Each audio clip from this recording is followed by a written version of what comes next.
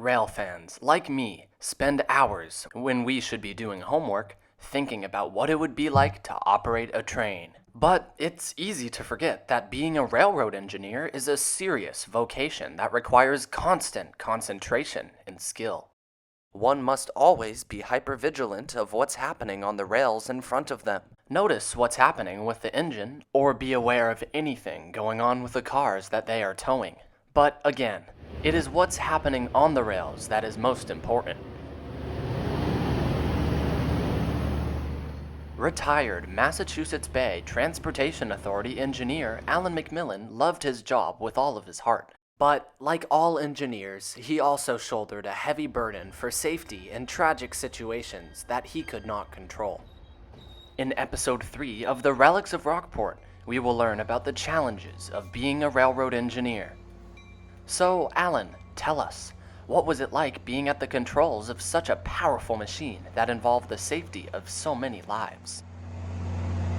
I went to locomotive engineer school in 1975. We had a visit from the railroad claims adjuster one day, and he said, every one of you, by the time you retire, is probably going to have at least one fatality.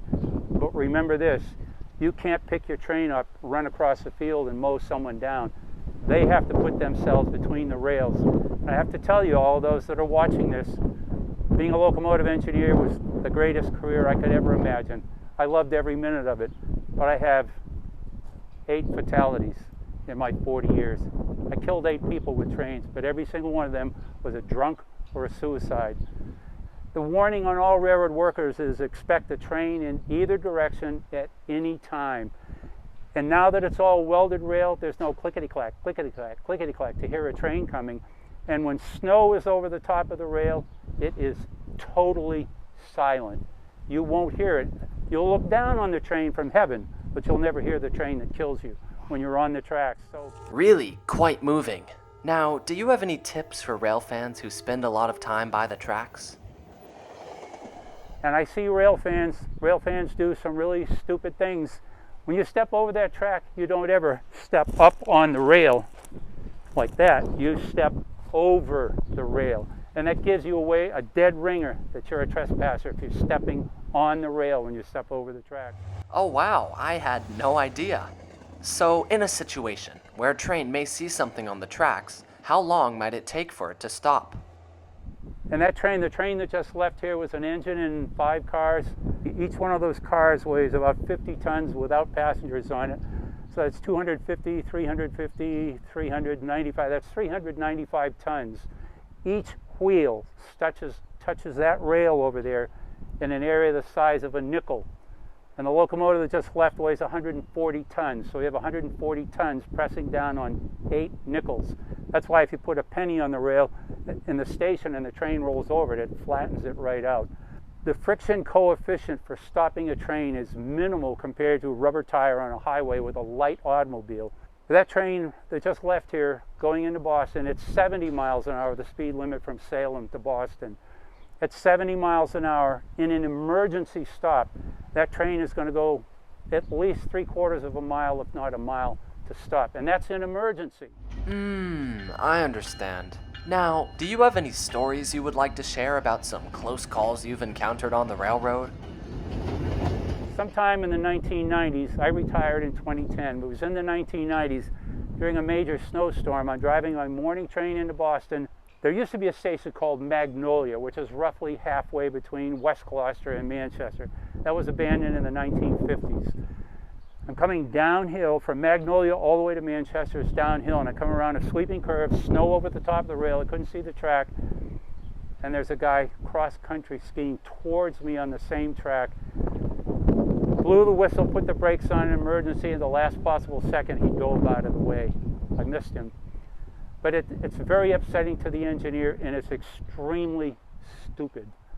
In the military, and I'm a Navy veteran of the Vietnam War, in the military we learned about SA, situational awareness, being aware of what's going on around you at all times. And being aware of what's going on all around you all the time means being aware if you happen to be on the track. Like there are multiple nature trails from the east side of the railroad tracks into Dogtown that cross the tracks. but you better make sure that you're looking both ways before you cross those tracks into the nature trails, because again, especially when it's an inbound train with a control car on the front and the engine on the rear, there's no sound. Won't hear. If the engineer is looking, he might see you and blow the whistle. But anyhow, on the south side, during the blizzard of '78, I was running train. And by the way, 2 blizzards, one in January and one in February in '78. And I was working out of South Station from 1976 to 83, 77 to 83. We didn't run on time, but we ran around the clock. We had steam heated trains, semaphore signals, jointed rail, and 50-year-old ex-Pennsylvania Railroad coaches, but we ran 24 hours. We never shut the railroad down. I'm on a train late at night going out to Franklin out of South Station. No, all the way to Norwood Central is double track. From Norwood Central all the way to Franklin is single track. I leave Walpole, headed towards Franklin, and the next stop is Norfolk, and there's a curve on the line. And as I start around the curve, this is the blizzard conditions, probably around 9:30, 10 o'clock at night. It's a whiteout blizzard condition, and I see a single white light coming at me. An engineer sees a single white light at night, your first reaction, there's another train coming at me. I screamed the F word pretty loudly in the cabin, immediately put the brakes on in emergency, and at the last second before I hit it, I see the guy jump off his snowmobile. I hit that snowmobile. It was going 60 when I put the brakes on in emergency. I was probably only down to 50 when I hit it. The wreckage of that snowmobile clunked down on the roof. Of course, I'm already in emergency. I went back looking for that guy. And I called the dispatcher and said, have the police meet me at Norfolk, the next station. Went back and got the guy. He was a teenager. Got up in the cab and he rode him to Norfolk, and the police took him. The father of that kid actually had the gall the next day to call the railroad and demand that we buy his son a new snowmobile. The son claimed he heard on the radio the trains weren't running anymore, and it was okay to ride your snowmobile on the railroad track. What remarkable stories. I hope you all learned a thing or two that you didn't know, because I know I did. Thank you for watching episode 3 of the Relics of Rockport. This is the final episode of this series, and I just want to thank Mr. Alan McMillan for his time, and my father for helping me film this. Until next time, I will see you all again soon, out there on the rails.